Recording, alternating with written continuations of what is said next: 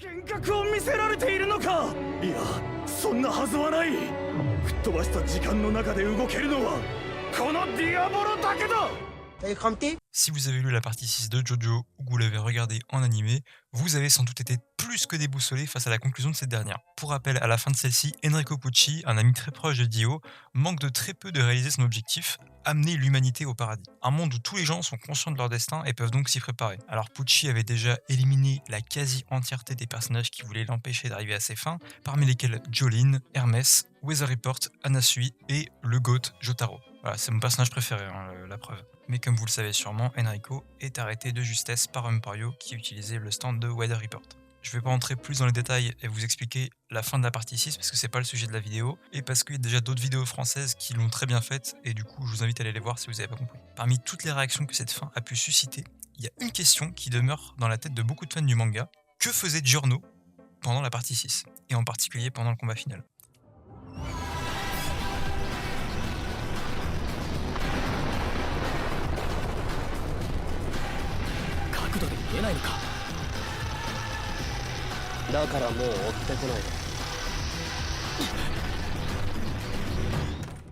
Parce que c'est vrai que quand on y repense, Made in Heaven, il aurait sûrement absolument rien pu faire face à Requiem, qui est sûrement le stand le plus pété de tout le manga et qui aurait vraiment roulé sur Pucci. Donc dans cette vidéo, pour commencer, je vais vous imaginer un ou deux petits scénarios alternatifs dans lesquels Giorno pourrait éventuellement intervenir avant qu'Enrico Pucci puisse décimer tous les personnages de la partie. Et ensuite, je vais vous expliquer pourquoi c'est une très mauvaise idée d'inclure Giorno dans la partie 6 et pourquoi Araki a très bien fait de le laisser de côté.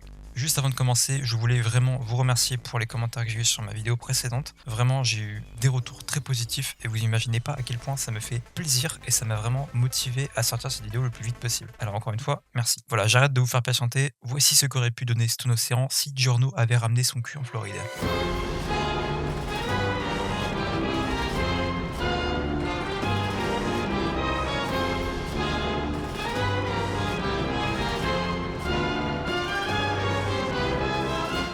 Alors tout d'abord, il faut qu'on imagine comment Giorno pourrait se retrouver en Floride.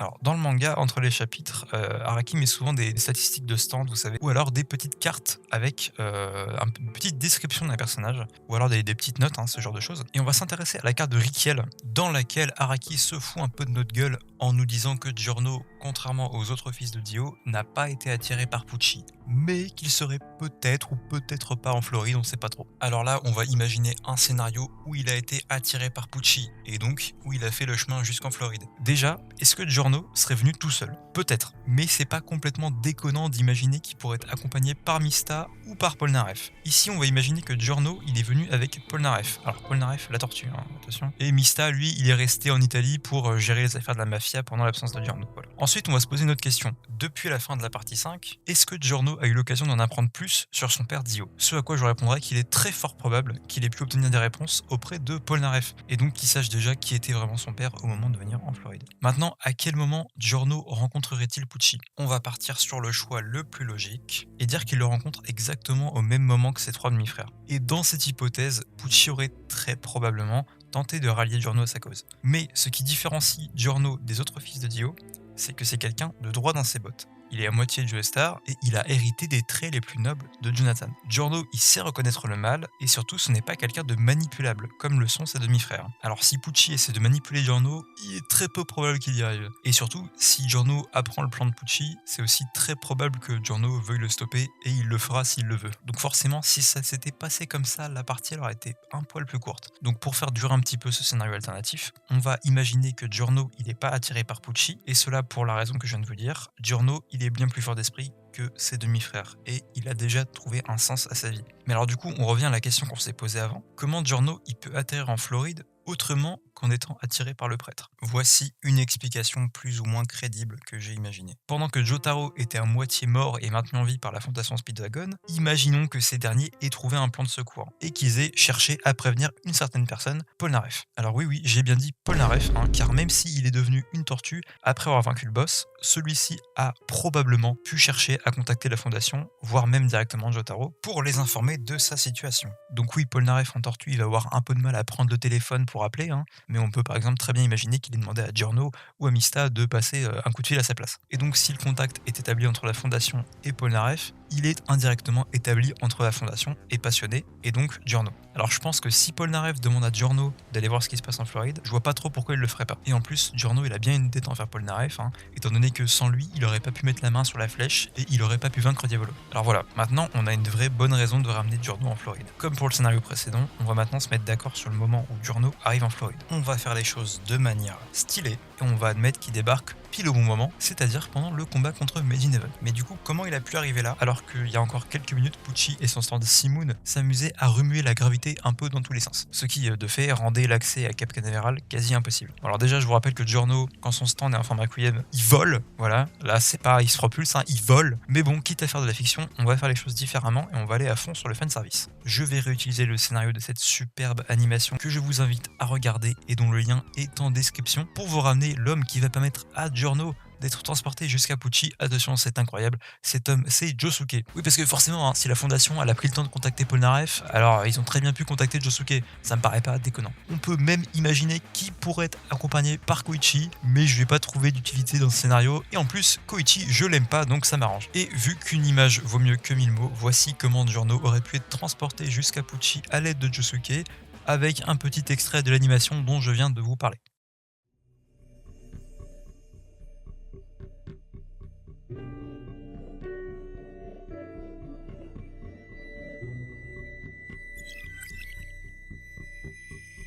この昇りゆく朝日よりも明るい輝きで道を照らしている。一度でいいことを二度言わなけりゃいけないってのは、僕のゴールドエクスペリエンスはとにかく成長できた。なぜならあんたは僕の仲間になるからだ。相当の覚悟を持って臨んできたようですね。だが射程距離内に負けていたぜ。ハマっちまうと結構恐ろしいやつだったぜ。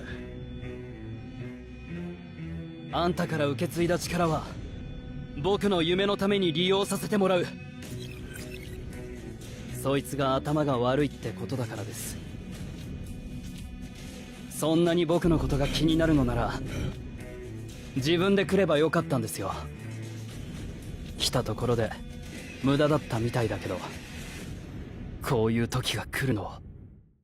Si vous voulez voir la suite de cette animation d'une personne dont je n'arrive pas à prononcer le pseudo, je vous rappelle que le lien est en description. Et voilà, maintenant qu'on a ramené Giorno, on peut s'imaginer tout un tas de dialogues entre lui, Pucci, Jotaro, Jolene et compagnie, mais c'est sûr que Giorno va bien éclater la gueule à Pucci et qu'on aura une super happy end où tout le monde est heureux et il y a fort moyen que Jolene, Hermès, etc. ne retournent pas en prison. Sauf Anasui, parce que je vous rappelle qu'Anasui, c'est le seul mec qui a une vraie raison d'être en prison. Donc, sauf si la mafia italienne s'arrange pour glisser quelques billets et le faire sortir, je vois pas pourquoi il ne retournerait pas en 11. Seulement voilà, même si cette fin paraît cool au premier abord, elle est en réalité vraiment très très moyenne, comme d'ailleurs pas mal d'autres fins alternatives, et je vais vous expliquer pourquoi. Un des défauts de JoJo's Bizarre Adventure, c'est qu'il arrive parfois à ses protagonistes de se faire un peu trop voler la vedette par d'autres personnages. Le meilleur exemple, c'est Josuke. Josuke, c'est un personnage que j'adore, c'est pas le problème, seulement il se fait un peu trop éclipser d'une part par ce satané Koichi et aussi par Jotaro. Josuke, il a bien eu son combat final contre Kira, mais au final, ce n'est même pas lui qui a récolté les lauriers. Oui, parce que c'est bien Jotaro, assisté par Koichi encore une fois, et une ambulance qui ont eu le dernier mot sur Kira. Alors ça veut pas dire que j'aime pas cette scène, au contraire, mais Josuke c'est censé être le protagoniste.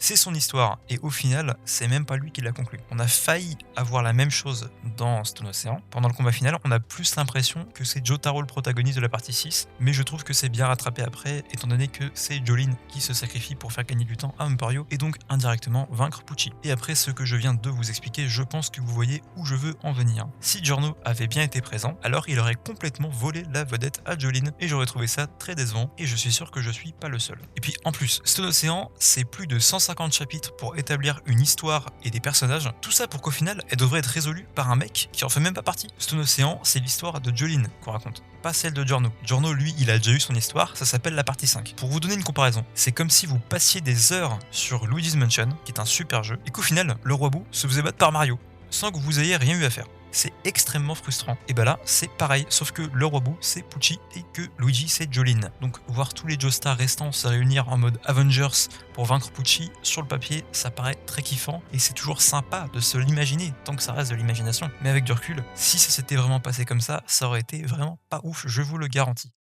C'est la fin de cette vidéo, désolé, je sais qu'elle était un peu courte. Si vous voulez me partager d'autres scénarios imaginaires de Stone Ocean, n'hésitez pas à le faire en commentaire, je serai chaud de les lire. Et également, si vous avez des questions ou des suggestions de vidéos, n'hésitez pas à me les soumettre, parce que des idées de vidéos, j'en ai déjà quelques autres, mais je reste quand même preneur de vos idées. Et je vous assure que je vais faire tout mon possible pour m'acheter un micro, même si je n'ai aucune thune. Merci beaucoup d'avoir regardé, si vous voulez me soutenir, n'hésitez pas à liker et à vous abonner. J'espère vous retrouver très vite, et d'ici là, prenez soin de vous.